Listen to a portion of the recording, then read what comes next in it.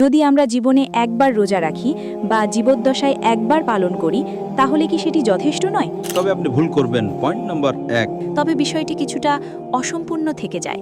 আপনি কি আমার উত্তর শুনবেন? হ্যাঁ, কিন্তু না, ঠিক আছে। আমি উত্তর দিচ্ছি, আপনি বাধা দিচ্ছেন।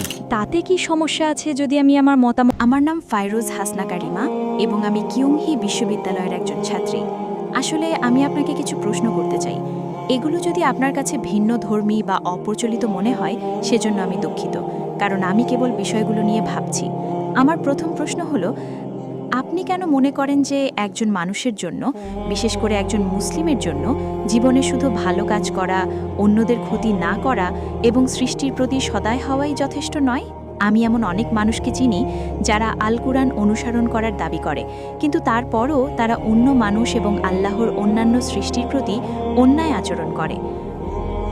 আমার মনে হয় আল্লাহর সৃষ্টির প্রতি ভালো হওয়া অবশ্যই গুরুত্বপূর্ণ, কিন্তু যদি কেউ আল্লাহর প্রকৃত নির্দেশনা অনুসরণ না করে তবে বিষয়টি কিছুটা অসম্পূর্ণ থেকে যায়। আরেকটি প্রশ্ন হলো, আপনি কেন মনে করেন যে আমাদের মুসলিমদের জন্য কেবল অন্তরে ঈশ্বরে বিশ্বাস রাখা যথেষ্ট নয়? আমরা তো নিজেদের মধ্যে ঈশ্বরের প্রশংসা করতে পারি, তার প্রতি কৃতজ্ঞতা প্রকাশ করতে পারি। তাহলে আমরা নিজেদের মতো করে প্রার্থনা করতে পারি না কেন? কেন প্রার্থনা অবশ্যই সালাতের নির্ধারিত রূপেই হতে হবে? এবং আমার শেষ পয়েন্ট হলো, বোন, একবারে একটা প্রশ্ন। আপনি যদি 4-5টা প্রশ্ন করেন উত্তর দেওয়া কঠিন। ওকে ওকে বোন, 2টো প্রশ্ন করে ফেলেছেন। প্রথম প্রশ্ন হলো, কেন কিছু মুসলিম খারাপ কাজ করে? কেন আপনারা শুধু ভালো কাজ করতে পারেন না এবং খারাপ কাজ না করে থাকতে পারেন না? এটাই প্রথম প্রশ্ন। এবং এটা কি আবশ্যক যে যখন আমরা প্রার্থনা করি তখন আমাদের একটা নির্দিষ্ট নিয়মে প্রার্থনা করতে হবে? কেন আমরা আমাদের পছন্দ মতো প্রার্থনা করতে পারি না? এটাই প্রশ্ন। প্রথম প্রশ্নের ব্যাপারে, কেন অনেকে যারা বলে যে তারা মুসলিম তারপরও খারাপ কাজ করে? বোন, কোরআন আপনাকে এমন একটা কথাও বলে না যা খারাপ। আপনি কোরআনের একটা আয়াত দেখান আমাকে যা মানবতার বিরুদ্ধে। এমন একটা শিক্ষা নেই ইসলামে। কোরআন বা সহিহ হাদিসে এমন একটা শিক্ষাও নেই যা মানবতার বিরুদ্ধে। এমন কিছু মুসলিম থাকতে পারে যারা কোরআন অনুসরণ করছে না এবং ভুল কাজ করছে। যেমন ধরুন, কোরআন বলে প্রতারণা করো না, এমন অনেক মুসলিম আছে যারা প্রতারণা করছে। কোরআন বলে প্রতিবেশীদের কষ্ট দিও না, প্রতিবেশীদের সাহায্য করো, তারা প্রতিবেশীদের কষ্ট দিচ্ছে। তো বোন, এই হলো খারাপ উদাহরণ। এটা সেই একই উত্তর যা আমি আগে দিয়েছিলাম, যে অনুসারীদের দেখে ইসলামকে বিচার করবেন না। যেমন ধরুন, একটা স্কুলে, খুব বিখ্যাত একটা স্কুলে, কিছু ছাত্র ক্লাসে প্রথম হয়, কেউ সেকেন্ড ক্লাস পায়, কেউ থার্ড ক্লাস পায়, কেউ ফেল করে। আপনি কি এর জন্য স্কুলকে দোষ দিতে পারেন? না। কিছু ছাত্রকে তো ক্লাসে প্রথম হতে হবে, কাউকে তো ফেল করতে হবে। তো এটা আবশ্যক। তাই যারা ফেল করেছে তারা পাশে সার্টিফিকেট পাবে না, কিন্তু তারা সেই স্কুলের ছাত্র। ঠিক না ভুল? ঠিক। ঠিক একইভাবে যারা নিজেদের মুসলিম বলে এবং তারা ভুল কাজ বা খারাপ কাজ করে, তারা পাশের সার্টিফিকেট পাবে না, তারা সেই স্কুলের খারাপ ছাত্র। কিন্তু আপনি কি এর জন্য স্কুলকে দোষ দিতে পারেন? না, আমি পারি না। প্রত্যেক স্কুলে ভালো ছাত্র এবং খারাপ ছাত্র থাকে, প্রত্যেক স্কুলে। এখন আপনার প্রশ্নের দ্বিতীয় অংশে আসছি, যে কেন আমরা ঈশ্বরকে আমাদের ইচ্ছা মতো ধন্যবাদ দিই না? কেন শুধু প্রার্থনার মতো একটা নির্দিষ্ট উপায়েই ধন্যবাদ দিতে হবে? অথবা আপনি জিজ্ঞেস করতে পারেন যে শুধু ভালো হওয়াই যথেষ্ট নয়। কোরআন বলে সূরা আল আসর অধ্যায় নম্বর 103 আয়াত নম্বর 1 থেকে 3-এ, এখানে 4টি শর্ত আছে যে কোনো মানুষের জান্নাতে যাওয়ার জন্য। আচ্ছা। ওয়াল আসর ইন্নাল ইনসানা ফি খুসর ইল্লা আল্লাযিনা আমানু ওয়া আমিলুস সলিহাতি ওয়া তাওয়াসাউ বিল হক ওয়া তাওয়াসাউ বিস সাবর। সময়ের কসম, মানুষ অবশ্যই ক্ষতির মধ্যে রয়েছে, তারা ছাড়া যাদের ঈমান আছে, যারা সৎ কাজ করে, যারা মানুষকে সত্যের উপদেশ দেয় এবং যারা মানুষকে ধৈর্য এবং অবিরাম চেষ্টার উপদেশ দেয়। শুধু ঈমান নয়, ঈমান মানে ঈশ্বরে বিশ্বাস করা যথেষ্ট নয়। আপনাকে নেক কাজও করতে হবে। ডাকাতি করা উচিত নয়, প্রতারণা করা উচিত নয়, অন্যদের সাহায্য করা উচিত। দ্বিতীয়টি হলো, প্রথম হলো ঈমান, বিশ্বাস। দ্বিতীয় হলো সৎ কাজ। তৃতীয় হলো মানুষকে সত্যের উপদেশ দেওয়া, মানুষকে সঠিক পথে ডাকা। এবং চতুর্থ হলো মানুষকে ধৈর্য এবং অবিরাম চেষ্টার উপদেশ দেওয়া। যদি এগুলোর কোনোটিও বাদ পড়ে, সাধারণ পরিস্থিতিতে আপনি জান্নাতে যাবেন না। আচ্ছা। যেমন ধরুন, আপনি বলতে পারেন এমন মানুষ আছে যারা খুব ভালো, প্রতারণা করে না, ডাকাতি করে না, অন্য মানুষকে সাহায্য করে, খুব সত্যবাদী, কিন্তু তাদের বিশ্বাস নেই, তারা ঈশ্বরকে ধন্যবাদ দিচ্ছে না, অথবা তারা ভুল ঈশ্বরকে ধন্যবাদ দিচ্ছেন। এমনকি তারাও জান্নাতে প্রবেশ করবে না। এমনকি তারাও স্বর্গে যাবে না। কেন? কারণ 1 নম্বর হলো আমাদের স্রষ্টাকে ধন্যবাদ দেওয়া মানুষের সাহায্য করার চেয়েই বেশি গুরুত্বপূর্ণ। যেই স্রষ্টা আপনাকে সৃষ্টি করেছেন, যেই স্রষ্টা আপনাকে জীবন দিয়েছেন, যেই স্রষ্টা আপনাকে এই সমস্ত সুবিধা দিয়েছেন, আপনি তাকে ধন্যবাদ দিচ্ছেন না এবং আপনি তাকে অপমান করছেন। এটা বড় পাপ মানুষকে অপমান করার চেয়ে। তাই 1 নম্বর হলো প্রথম বোঝা এবং অনুভব করা স্রষ্টা কে এবং তাকে ধন্যবাদ জানানো যেভাবে তাকে ধন্যবাদ জানানো উচিত। যেমন ধরুন, আপনি বললেন কেন আমরা সেভাবে প্রার্থনা করব যেভাবে আমরা করি। হ্যাঁ, কেন? বেশ, এখন আপনাকে প্রশ্ন করছি, আল্লাহ আমাদের সৃষ্টি করেছেন, তিনি সেরা, যিনি আপনাকে বলতে পারেন কিভাবে তার কাছে প্রার্থনা করা উচিত। আজ আমি বলবো যে আমি হয়তো এক পায়ে দাঁড়িয়ে প্রার্থনা করতে চাই, আমি অমুকভাবে প্রার্থনা করতে চাই। যেমন ধরুন, ক্লাসে শিক্ষক বলেন যে ঠিক আছে, যদি তুমি আমাকে সম্মান করো তাহলে তুমি আমার আদেশ মেনে চলো।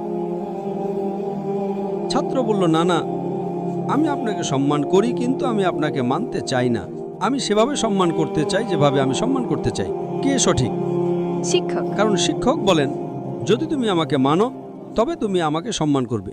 সুতরাং সর্বশক্তিমান ঈশ্বর, যিনি স্রষ্টা, তিনি নির্ধারণ করে দিয়েছেন কিভাবে আপনার প্রার্থনা করা উচিত। এবং যখন আমরা প্রার্থনা করি আমরা উপকৃত হই, কারণ আমাদের নামাজে আমরা সিজদা করি, আমরা আমাদের শরীরের সর্বোচ্চ অংশ কপালকে মাটির সর্বনিম্ন অংশে রাখি এবং বলি সমস্ত প্রশংসা আল্লাহর যিনি মহান, সমস্ত প্রশংসা আল্লাহর যিনি মহান 3 বার। কারণ আজ মনোবিজ্ঞানীরা আমাদের বলে যে আমাদের শরীর আমাদের নিয়ন্ত্রণে থাকে, আমাদের মন সরাসরি আমাদের নিয়ন্ত্রণে থাকে না। তাই মনকে দখল করতে হলে আপনাকে শরীরকে বিনম্র করতে হবে।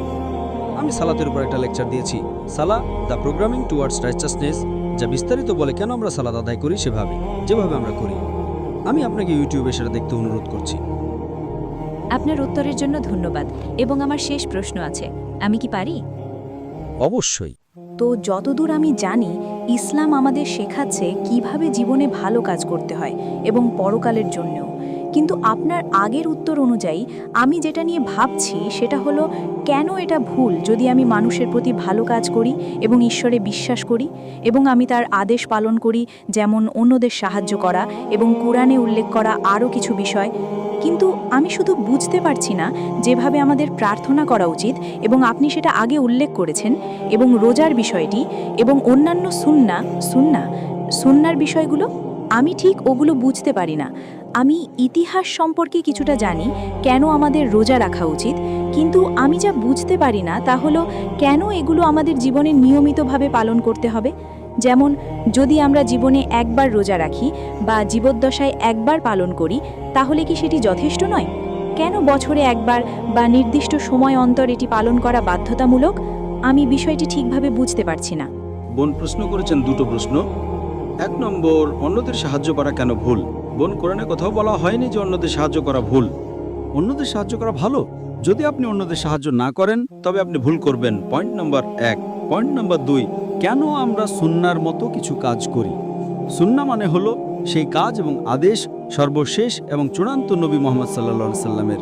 যেমন আপনি জিজ্ঞেস করলেন কেন আমাদের রোজা রাখা উচিত এবং কেন আমাদের নির্দিষ্ট মাসে রোজা রাখা উচিত। আমরা রোজা রাখি কারণ এটা ইসলামের অন্যতম খুঁটি। আর কোরআন সূরা বাকারার অধ্যায় নম্বর 2 আয়াত নম্বর 183-তে বলে যে তোমাদের উপর রোজা ফরজ করা হয়েছে যেমন তোমাদের পূর্ববর্তীদের উপর ফরজ করা হয়েছিল, যাতে তোমরা আত্মসংযম শিখতে পারো, তোমরা তাকওয়া শিখতে পারো, তোমরা ধার্মিকতা শিখতে পারো, তোমরা খোদাভীতি অর্জন করতে পারো। কেন আমরা একসঙ্গে রোজা রাখি? কারণ আমরা একতায় বিশ্বাস করি। রমজান মাসে সবাই রোজা রাখি কারণ আমরা একতায় বিশ্বাস করি।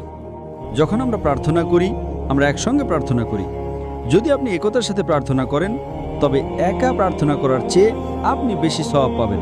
একইভাবে রোজা মানে আপনাকে 1 মাস রোজা রাখতে হবে, তাই 1 মাস সম্পূর্ণভাবে রমজান মাস হিসেবে নির্ধারণ করা হয়েছে। এটা 29 থেকে 30 দিন এবং আমরা নবীর সুন্নার শিক্ষা অনুসরণ করি কারণ তিনি সর্বশক্তিমান ঈশ্বরের সর্বশেষ এবং চূড়ান্ত নবী। বোন, আমি আপনাকে জিজ্ঞেস করছি, আপনি কি বিশ্বাস করেন একজন ঈশ্বর আছেন? হ্যাঁ, আমি ঈশ্বরে বিশ্বাস করি। আপনি কি বিশ্বাস করেন নবী মুহাম্মদ সাল্লাল্লাহু আলাইহি সাল্লাম ঈশ্বরের নবী? হ্যাঁ, আমি ওটাতেও বিশ্বাস করি। তাহলে এর মানে আপনি একজন মুসলিম। হ্যাঁ, আমি জানি। ঠিক আছে, ধন্যবাদ। বোন, আপনি কি শাহাদা আরবিতে বলতে চান? কারণ একজন মুসলিম হতে হলে অন্তত 2টা জিনিস থাকা দরকার। তা হলো বিশ্বাস করা যে ঈশ্বর এক, হ্যাঁ। বিশ্বাস করা যে নবী মোহাম্মদ সাল্লাল্লাহু আলাইহি সাল্লাম ঈশ্বরের নবী। বাকি সবকিছু পরে আসে। তাই যদি আপনি এই দুটো জিনিসে বিশ্বাস করেন, হুম। আপনি কি শাহাদা আরবিতে বলতে চান? আমার মতে আপনি একজন মুসলিম। হ্যাঁ। আপনি কি শাহাদা আরবিতে বলতে চান? আমার মতে আপনি একজন মুসলিম। হ্যাঁ, আমি একজন মুসলিম।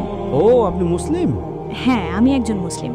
আসলে আমার বাবা মাও মুসলিম এবং পুরো পরিবারও মুসলিম, কিন্তু আমি নিজেকে শুধু এটাই প্রশ্ন করছি যে এটা কি, এটা কিসের জন্য বা এরকম কেন। তাহলে এখন কি বিষয়টা পরিষ্কার হয়েছে? হ্যাঁ, তাহলে এখন বুঝতে পারছেন এগুলো সঠিক শিক্ষা? আমি মনে করি অল্প কিছু। ভালো বোন, আমি আল্লাহর কাছে দোয়া করি তিনি আপনাকে আরো সঠিক পথ এবং আরো হেদায়েত দেন ইনশাআল্লাহ। তাতে কি সমস্যা আছে যদি আমি আমার মতামত দিই? কিসের? একটা বিষয়। আচ্ছা, তাহলে আপনি বললেন জান্নাতে যাওয়ার জন্য মানুষের 4টি গুণ থাকতে হয়, ঠিক তো? হ্যাঁ। যেমন ঈশ্বরে বিশ্বাস করা এবং আরেকটি কি আমি ভুলে গেছি? সৎকর্ম, হ্যাঁ, সৎকর্ম। মানুষকে সত্যের পথে ডাকা এবং মানুষকে ধৈর্য এবং পরিশ্রমের পথে ডাকা। হ্যাঁ, তো আপনার মতে কি এটা একই? তাদের ক্ষেত্রে কি এতে কোনো পার্থক্য হয়?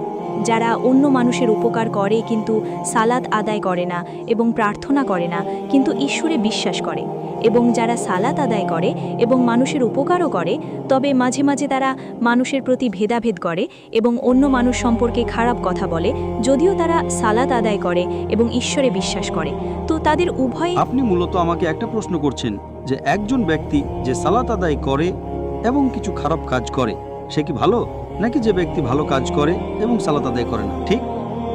হ্যাঁ, কিন্তু না, ঠিক আছে। সমস্ত কাজের মধ্যে প্রথম যে কাজটির বিষয়ে সর্বশক্তিমান ঈশ্বর আপনাকে প্রশ্নটা করবেন তা হলো আপনার নামাজ। প্রথম প্রশ্নটি কিয়ামতের দিন ঈশ্বর করবেন। সালাত ইসলামের দ্বিতীয় স্তম্ভ, আর সালাত আদায় না করা ইসলামের চতুর্থ কবিরা গুনাহ। প্রথম কবিরা গুনাহ হলো শিরক, ঈশ্বরের সাথে শরিক করা। 2 নম্বর হলো কোনো নিরপরাধ মানুষকে হত্যা করা। তৃতীয় হলো কালো জাদু এবং চতুর্থ হলো সালাত আদায় না করা। আমাদের প্রিয় নবী বলেছেন, এটা সহিহ মুসলিমে উল্লেখ আছে, ঈমান আর কুফরির মধ্যে পার্থক্য হলো সালাত আদায় না করা। সুতরাং দুজনের মধ্যে যে ব্যক্তি সালাত আদায় করে এবং হয়তো মিথ্যা বলার মতো কিছু খারাপ কাজ করে তার তুলনায় যে সত্যবাদী এবং সালাত আদায় করে না, যে ব্যক্তি সালাত আদায় করে এবং মিথ্যা বলে সে ছোট পাপ করছে, তার থেকে ভালো যে মিথ্যা বলে না এবং সালাত আদায় করে না। ঠিক আছে। মানে দুজনের মধ্যে নামাজ পড়ে কিন্তু মিথ্যা বলা লোকটাই বেশি ভালো। অনেক ভালো মুসলিম সেই ব্যক্তির চেয়ে যে সত্য কথা বলে এবং সালাত আদায় করে না। কারণ আপনি যদি সালাত আদায় না করেন আপনি ঈশ্বরকে ধন্যবাদ দিচ্ছেন না, সেটা অনেক বড় প্রয়োজনীয়তা। ঈশ্বরকে ধন্যবাদ দেওয়া অনেক বেশি গুরুত্বপূর্ণ। সালাত আদায় না করা চতুর্থ কবিরা গুনাহ, মিথ্যা বলা ছোট পাপ। সুতরাং দুজনের মধ্যে যে ব্যক্তি সালাত আদায় করে এবং মিথ্যা বলে সে অনেক শ্রেষ্ঠ মানুষ এবং অনেক শ্রেষ্ঠ মুসলিম সেই ব্যক্তির চেয়ে যে মিথ্যা বলে এবং সালাত আদায় করে না। তবে সেরা হলো সালাত আদায় করা এবং মিথ্যা না বলা। কোরআন সূরা আনকাবুত অধ্যায় নম্বর 29 আয়াত নম্বর 45 বলেছে, নিশ্চয়ই সালাত তোমাকে অশ্লীল ও অন্যায় কাজ থেকে বিরত রাখবে। তাই যদি আপনার সালাত সঠিক হয় ইনশাআল্লাহ আপনি মিথ্যা বলবেন না, আপনি ভালো কাজ করবেন এবং আপনি একজন ভালো মুসলিম হবেন। আশা করি প্রশ্নের উত্তর পেয়েছেন। জি, আপনার উত্তরগুলোর জন্য আপনাকে অনেক ধন্যবাদ।